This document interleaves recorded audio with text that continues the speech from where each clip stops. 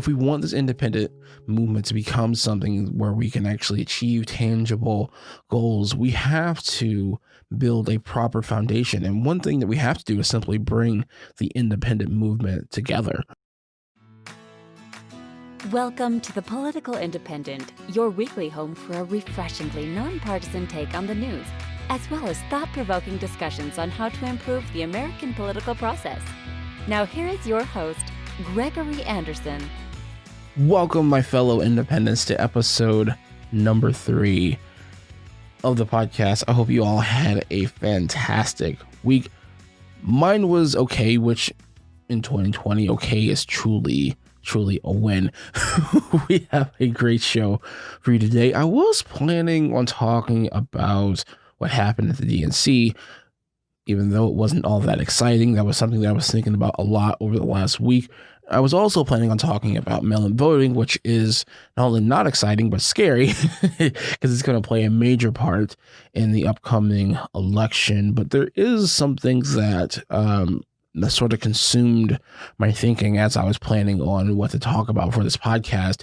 And I want to talk about that today. So I'm actually going to shoo off or out all of the other news topics that I wanted to discuss because I wanted people to focus really on the topics that I had planned. I have a new segment that I'm going to introduce to the podcast where we're going to add more independent related discussions.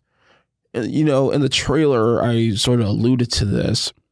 Whenever there's something that's, I think, is more beneficial to the independent movements, we're going to talk about that. And that's going to have a higher priority. But I think it's going to help with our ultimate goal of finding more pragmatic solutions, of bringing the country together, of ending the two-party system. That's going to receive a higher priority over than what's going on, unless a nuke went off or something. So the subreddit in question is titled r/centrist. I guess to state here in the outset, I use independent and centrist interchangeably. I know some people actually self-define as independent and centrist, so this actually works out rather well. I want to incorporate some of the threads from r/centrist on this podcast because some of them are really good. It also brings new ideas out there to simply just a different platform. And I think that's truly important. And that's really why I wanted to do this, because I think it's really important. If we want this independent movement to become something where we can actually achieve tangible goals, we have to build a proper foundation. And one thing that we have to do is simply bring the independent movement together. Start creating definitions of what it means to be an independent, working out some of these complex topics. What is and what isn't an independent? Lay out some actual policy goals of ours. And that's important. That's a lot of things that we have to solve. And I want to bring some of these discussions happening on some of these threads. Quora is another place that we'll be pulling question from as well. Not that there isn't enough things to cover in this news that we have today. I think these things are truly important. Again, if we want to have an independent movement that is sustainable, that's important because really tons of people can identify as an independent. And right now, I mean, let's be honest, it is a little wishy-washy as far as a definition. And we need to build a proper platform, and we can do that by building a proper foundation for people to want to jump on. And I think, as I said, I've alluded to this in the past. I think a lot of non-voters also agree with some of the things that we already have in common. The fact that we do have an extreme dislike for the hyperpartisanship. We do not like the two-party system. We do not believe things are fair as they are right now. And I think a lot of non-voters, that's an opportunity for us to build a bigger movement, agree with us. So that's something that I really want to do. So each week, whether it's in Tuesday's episode or also Thursday's episode, we're going to cover at least one thread, whether just reading the title and then talking about that and having that discussion. And I would love to get feedback from you all who listen to the podcast. So emails, send me a message on Twitter. You can follow me at Greg B. Anderson Jr. I'd love to read your answer to some of the discussions that we will have on this podcast. I'm actually going to interview a couple of the ladies at Compassion America, one tomorrow on Wednesday. So we may actually get that episode on Thursday. So we'll see. If all goes well, I'll actually push that episode out a week sooner. But that's going to happen. And those discussions are truly important. They're truly important to building the foundation, and we need to do that because there's a lot of people actually craving an independent movement. There's millions of Americans, and the polls tend to show that there's millions of Americans more, each election cycle identifying as an independent, and we need to build a platform for those people to go if we want to actually achieve some of the things that we want. So the first thing that I wanted to talk about, and really the only thing I want to talk about, I thought was interesting. It was a very interesting discussion, and I'll link to it in the show notes. The title of the thread is, I'm moderate left, and although I agree with what the left wants, I think how they want to get these things and even how they speak and conduct themselves is way too extreme. Does anyone else feel this way? No. Well, I'm not necessarily a moderate left person myself. I do sympathize with that person. I think a lot of you may as well. Because as independents, we do, and I've seen this in this particular subreddit, I've seen this just across the country when I've traveled, there is a dislike for the extremes, especially the methods of, let's just say, the people on the alt-right or the far left. And I think a lot of people agree with us, and these are people that we could bring in to the independent movement to help it grow. And I think one story that perfectly captures this as far as the dislike of the extremes. I mean, you could talk about 1,000 with Trump, but I want to talk about the riots, the ongoing riots, especially in the wake of George Floyd. The riots have been just awful, but the aftermath, the burning of businesses, and some people say, oh, that's just a Target. Well, we are in the midst of a global pandemic. And those people who worked at the Target are now out of a job. The people who worked at that furniture place that burned down in Wisconsin are now out of a job. There's no extra 600 plus out coming from unemployment. They've likely already spent the stimulus check if they got it. I mean, we're hurting other people in the process, and it's frustrating that no one talks about this. Now, there's a lot of people who agree with at least the overall message, I would say, of BLM, Black Lives Matter. And that's one of the things that was so frustrating about the beginning of all of this. What really kicked it off was the Floyd murder. Because if you go back to those first early days after the video was released, and I made it through all of 10 seconds because I couldn't watch it. In those early days, we saw something that I don't think we may ever see in the near future.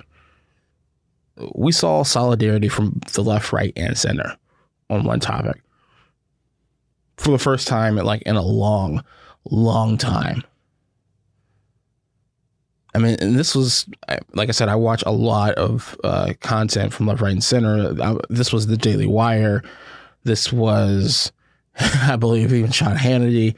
Some of even the most pro-cop people you could find. Everyone, we were all united in saying, hey, this was fucked up, and this man did not deserve to die. And I believe we wasted that moment after those initial few days, the riots broke out.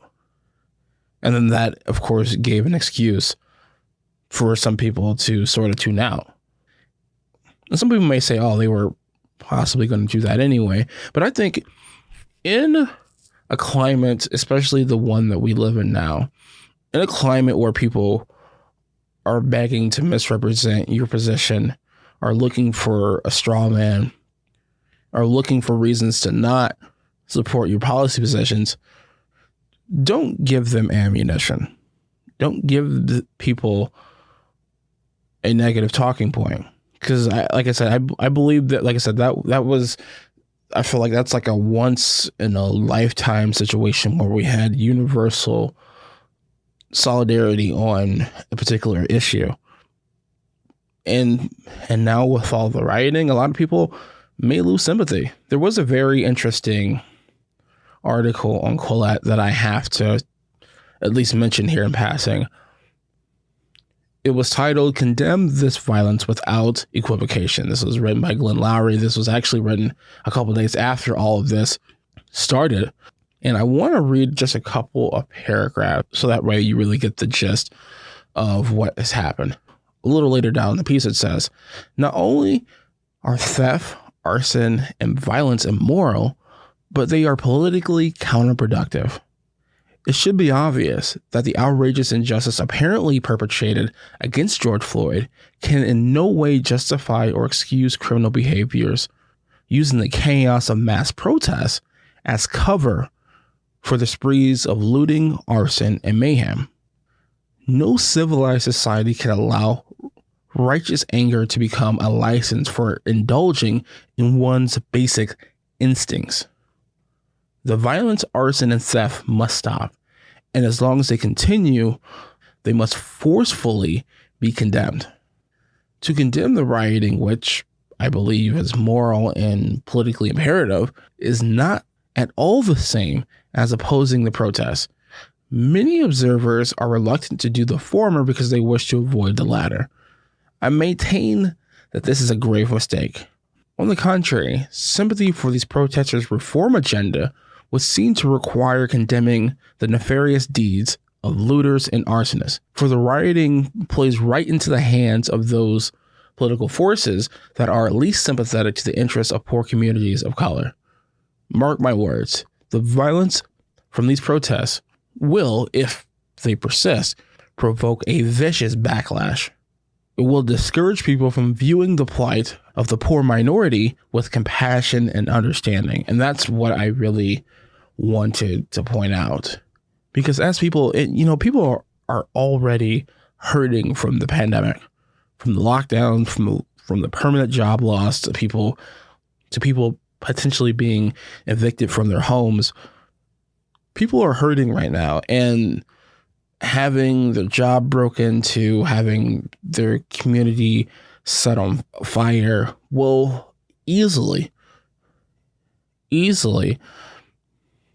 cause people to not care about what's going on. And that's what's frustrating. And that's kind of what I wanted to bring up. The reason why I chose this story is because it highlights just how dangerous I believe sometimes the extremes can be, and why we need a movement that's in the middle, that doesn't acquiesce to the extremes, but tries to find more sensible and moderate and practical solutions. So this is, like I said, this is important. It's a very important topic. I'm very interested to see what you guys think about the particular topic. Do you feel similar to this person, but on the right? Do the Republicans actually have ideas that you agree with, but you feel that the way that they talk about it is a little too extreme for you? If so, I totally understand. And that's something I would love to hear about. This is the end of the podcast. As you can hear, the music is playing.